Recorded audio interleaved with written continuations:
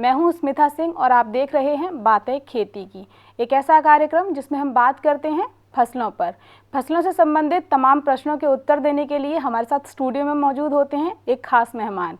आज हम बात करेंगे धनिये की फसल पर और इस फसल पर चर्चा करने के लिए हमारे साथ स्टूडियो में मौजूद हैं डॉक्टर अवधेश शुक्ला जी, जो कि कृषि विशेषज्ञ हैं। सर, आपका स्वागत है स्टूडियो में। आपके लिए धन्यवाद।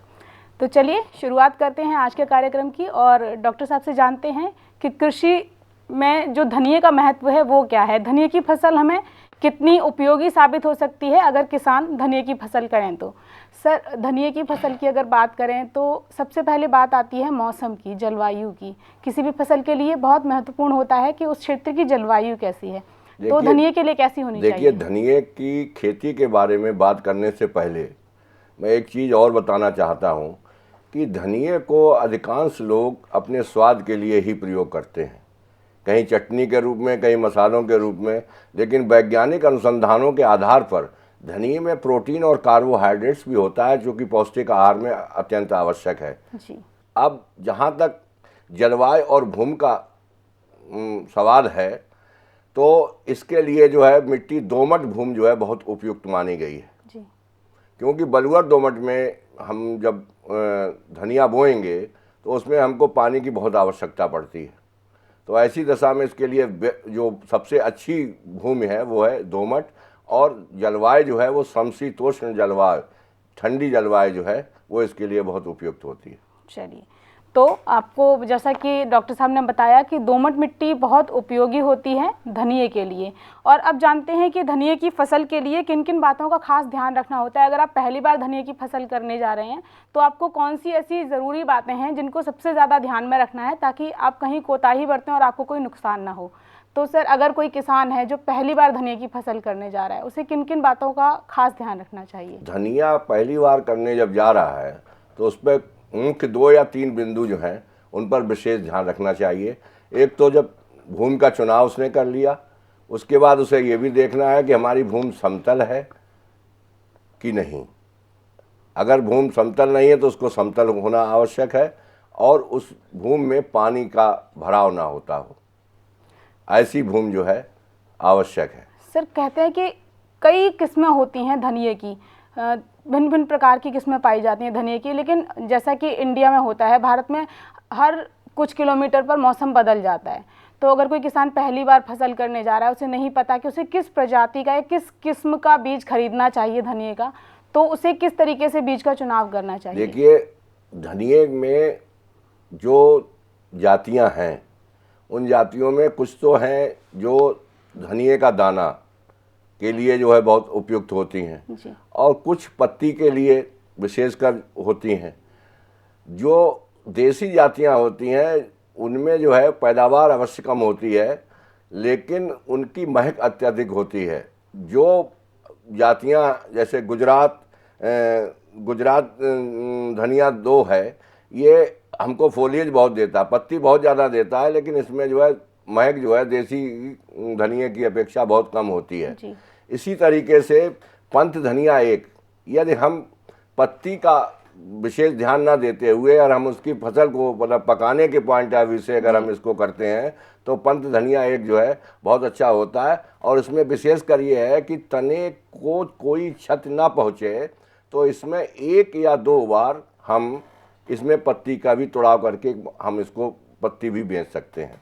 इसी तरीके से CO1, CO2, CO3 variety RD 44, आज़ाद, CS 207 और 206, ये वैरायटियाँ हमारी जो हैं ये फोलिएज बहुत अच्छा देती हैं।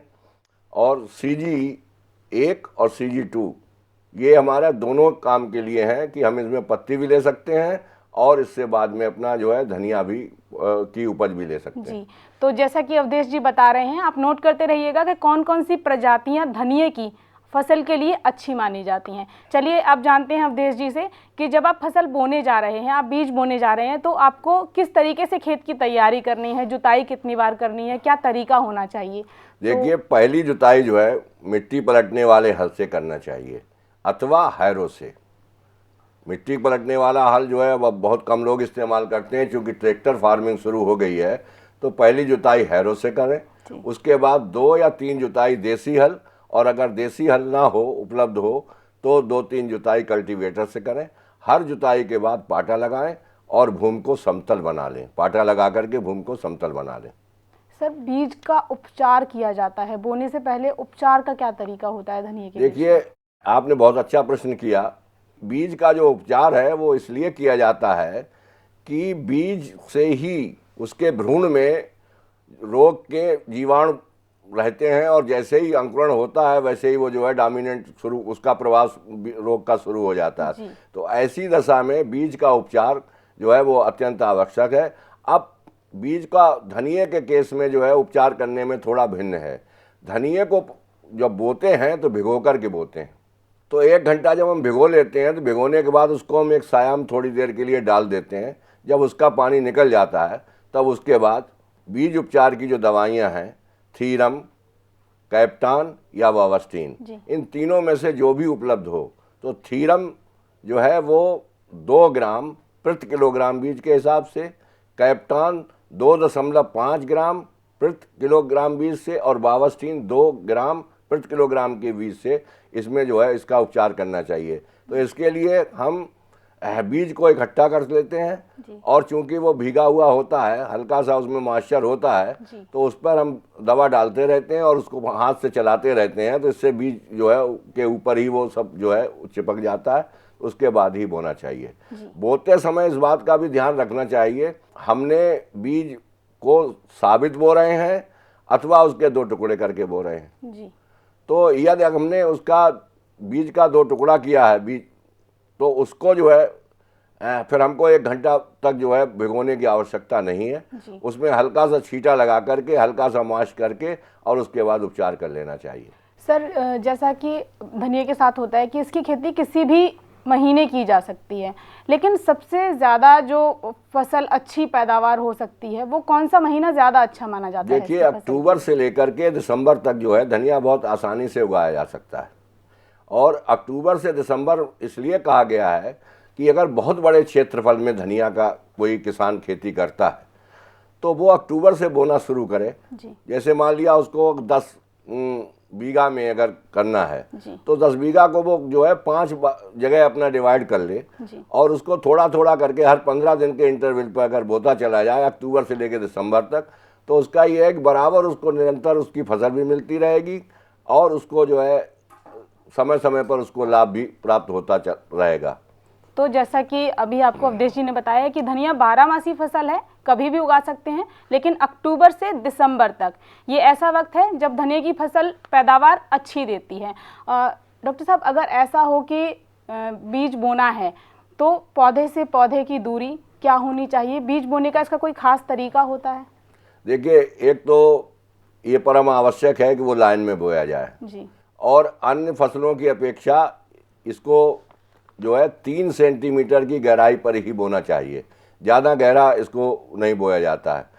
और इसको बोने के लिए जो लाइन से लाइन की है, तो इसमें जाति के अनुसार 20 से 25 सेंटीमीटर लाइन से लाइन की दूरी और 10 से 15 सेंटीमीटर पौधे से पौधे की दूरी होनी चाहिए। जैसा कि अक्सर देखा जाता है कि फसल बीज उगने लगे, अंकुरन होने लगा, तो मान लीजिए कोई किसान है जो पहली बार खेती कर रहा है धनिये की, उसे नहीं मालूम कि कितने वक्त पे सिंचाई करनी है, कितने वक्त पे करना है, पानी कितने वक्त पे देना है। और ये भी कहा जाता है कि जो धनिये की फसल होती है इसको कम पानी की ज़रूरत पड़ती है, सिंचाई बहुत ज़्यादा नहीं करनी पड़ती। तो एक तरीका क्या है, कितने दिनों बाद सिंचाई करनी होती है और कितनी सिंचाई करनी होती है? देखिए, इसमें ये बात जो आपने कही है वो बिल्कुल सही है कि धनिये में पानी की आवश्यकता कम पड़ती है, लेकिन नमी की आवश्यकता ज़्यादा पड़ती है। तो ऐसी दशा में सिंचाई जो इसमें है, इसमें 5 या 6 सिंचाइयों की आवश्यकता पड़ती है। और जैसे जैसे हमारा टेम्परेचर डाउन होता चला जाता है वैसे वैसे उसमें जो है 10 से 15 दिन के इंटरवल पर हम सिंचाई करते हैं। सिंचाई करने पर यह बात का बहुत ध्यान रखना चाहिए कि हमारी जो सिंचाई है वो हल्की सिंचाई हो, पानी भरा हुआ खेत में ना रहे। पानी देने के बाद तुरंत पानी जो है सैचुरेट हो जाए, संतृप्त हो जाए भूमि, ऐसी सिंचाई हमको करनी चाहिए।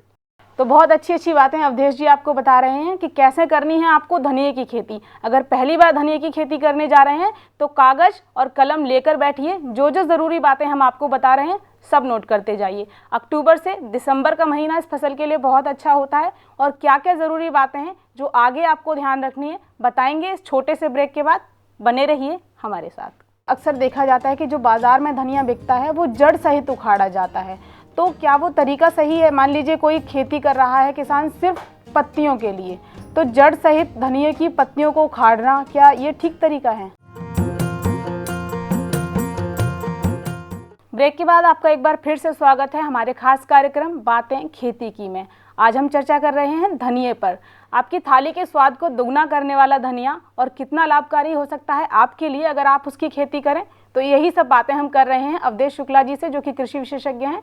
अवधेश जी, जैसा कि हमने ब्रेक पर जाने से पहले चर्चा की कि बुआई कैसे करें, सिंचाई कैसे करें, अब बात आती है उर्वरकों की जो हर फसल के लिए ज़रूरी होते हैं। क्या धनिये के लिए भी इनका उतना ही महत्व है? देखिए, धनिये के लिए सबसे ज़रूरी जो है वो गोबर की खाद या कंपोस्ट की खाद। जब खेत की हम तैयारी करते हैं तो सबसे पहले जब मिट्टी पलटने वाले हल से हम जुताई करते हैं, उसी समय 120 क्विंटल पर हेक्टर गोबर या कंपोस्ट की खाद को लेकर के खेत में पहले मिला देते हैं। जब हम बुवाई करने का समय हमारा आता है, बुवाई करने चलते हैं, तो बुवाई से पहले उर्वरक की संस्तुति देते हैं। उसमें 60 किलो नाइट्रोजन, 40 किलो फास्फेट और 40 किलो पोटास की आवश्यकता पड़ती है पर हेक्टर। लेकिन इसमें जो है कुल मात्रा फास्फेट और कुल मात्रा पोटास और जो नाइट्रोजन की जो संस्तुति दी गई है उसकी 1/3 मात्रा जो है बुवाई से पहले खेत में हम मिला देते हैं। शेष जो हमारी नाइट्रोजन रह जाती है उसको हम 2 भागों में बांट लेते हैं। एक तो हम तब जब हमारी धनिये की पौधा जो है वो 15 सेंटीमीटर के लगभग हो जाता है, तब हम पहली जो है टॉप ड्रेसिंग करते हैं जी। और दूसरा जो है उसके 15 दिन के या 20 दिन के अंतराल पर दोबारा हम जो है जो शेष बचा हुआ नाइट्रोजन है उसको हम जो है टॉप ड्रेसिंग के रूप में इस्तेमाल कर देते हैं। सर, कितने दिन में धनिये की फसल जो है वो पककर तैयार हो जाती है? 120 दिन में जो है धनिये की फसल पक करके तैयार हो जाती है। और अगर कोई किसान इसकी खेती बीज के लिए करना चाहे? बीज के लिए करना चाहे तो 120 दिन ही उसके लिए है पूरा पक करके। और यदि अगर वो धनिये की सिर्फ पत्ती के लिए करना चाहता है तो वो तो 45 दिन के बाद कटाई शुरू हो जाती है। वो चाहे तो खेत खाली करने के लिए पहली बार ही में 40 से 45 में मैं जड़ के उखाड़ सकता है।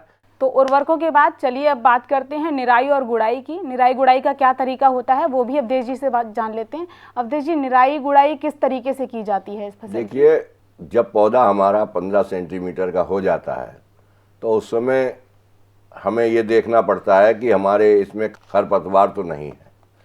अगर खरपतवार हैं तो हम खुरपी से मिट्टी को अच्छी तरीके से, जिस तरीके से घास छीलते हैं इसी तरीके से खेत में जो है हम गुड़ाई करते हैं। तो उससे होता ये है कि जो भी हमारे धनिये के अलावा जो और बेकार के जो पौधे जम आए हैं इनको हम निकाल देते हैं। और के साथ ही साथ ये भी इसमें कई फ़ायदे हो जाते हैं। एक तो ये फ़ायदा हो जाता है कि जो हम धनिया लाइन से लाइन में तो बोते हैं लेकिन पौधे से पौधे की दूरी को हम मेंटेन नहीं कर पाते हैं।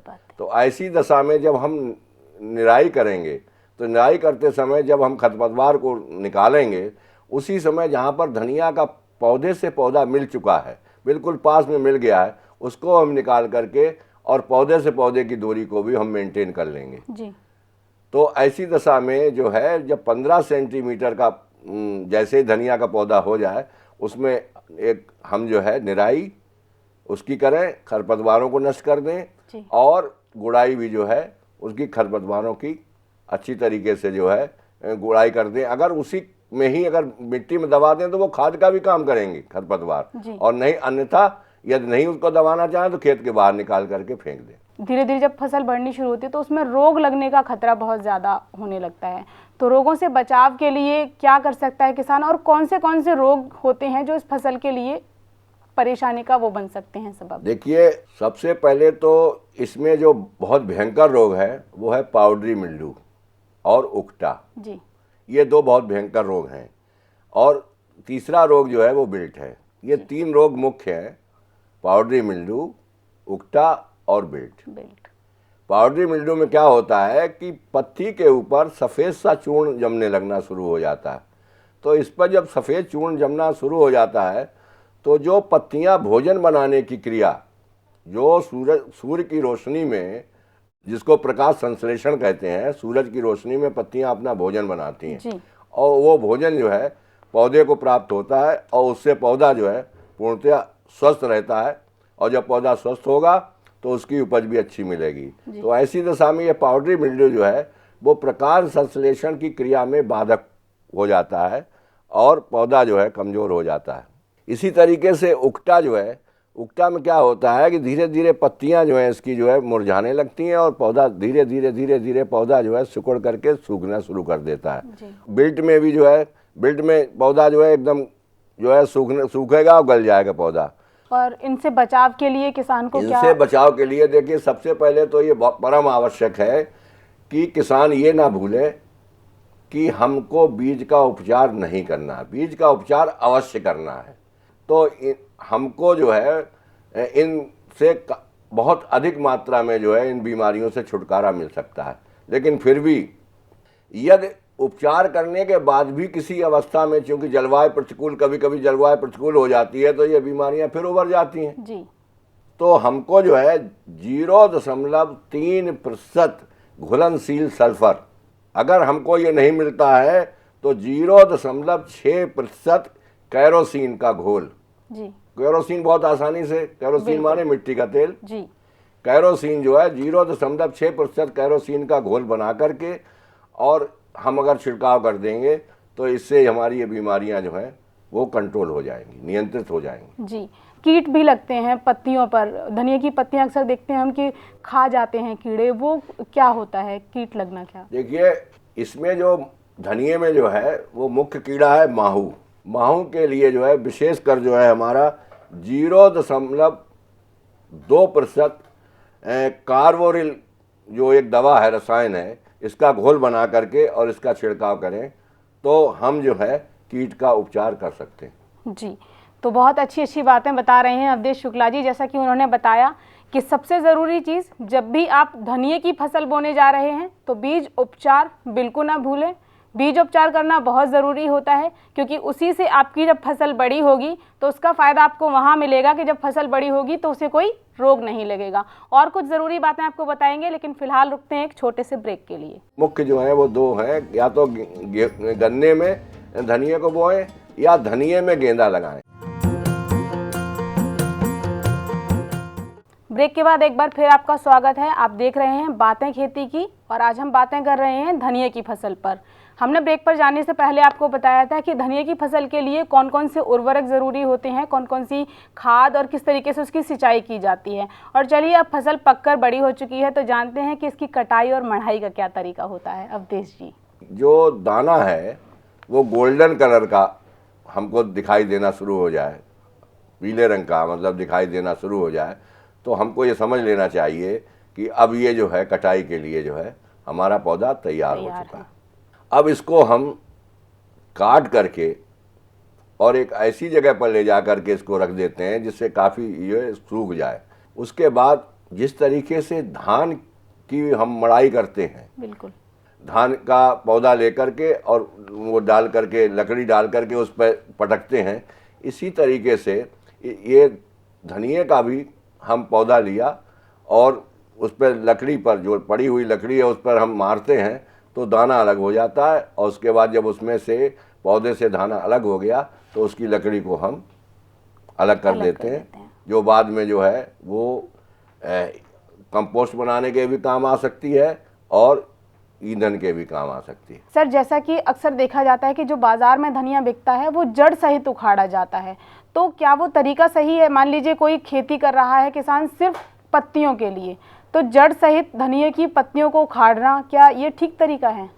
देखिए, किसान की अपनी अनुकूलता के अनुसार जी, यदि उसने अक्टूबर में बोया है तो वो अपना पत्ती तोड़ करके और अब जो है फरवरी तक अपना इस तरीके से जो है बाजार में, अब उसने अगर दिसंबर में बोया है और फरवरी में वो जायद की फसल लगाना चाहता है, जैसे सूरजमुखी है, उड़द है, मूंग है, ये जायद की फसलें हैं, मक्का है, जायद की फसलें हैं। उसका मुख्य कारण यही है कि पौधा उखाड़ने के बाद फरवरी में उसको दूसरी फसल लेने के लिए समय मिल जाता है। जी सर, जैसा कि इसको सहफसली फसल भी कहा जाता है कि किसी भी और फसल के साथ इसको उगाना बहुत आसान होता है, तो क्या मतलब उस फसल पर जो दूसरी फसल हम धनिये के साथ उगा रहे हैं, क्या उस फसल पर कोई इसका विपरीत प्रभाव पड़ता है? ऐसा कुछ तो नहीं होता? देखिए, धनिये को गन्ने की सहफसली फसल में बहुत ही ज़्यादा जो है लाभ है जी, क्योंकि गन्ना जो है ये एक वर्षीय पौधा है। तो जो अक्टूबर सोइंग गन्ने की बुवाई जो होती है वो 2 बार में होती है, एक शरदकालीन एक बसंतकालीन।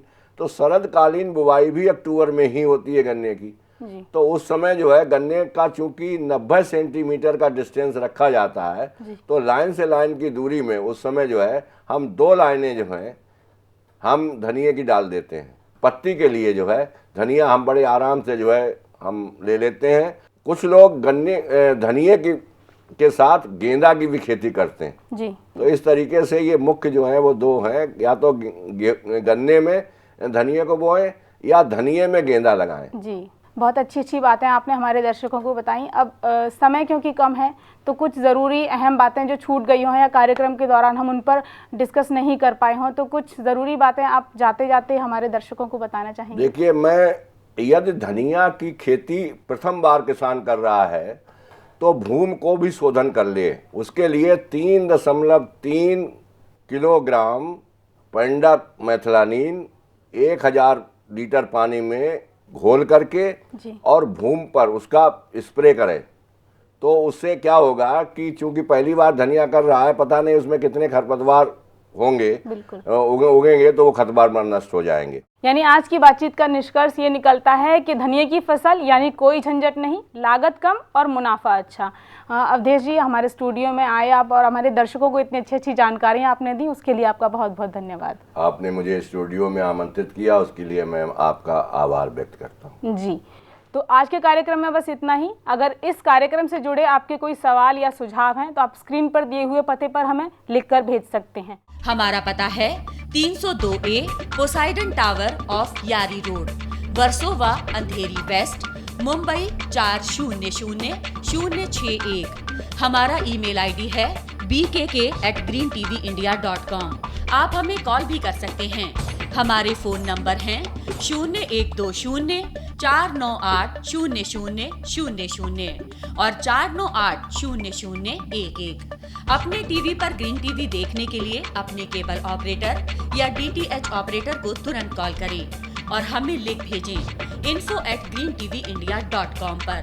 SMS या व्हाट्सएप करें 9769577049 पर। फिलहाल मुझे दीजिए इजाज़त। नमस्ते।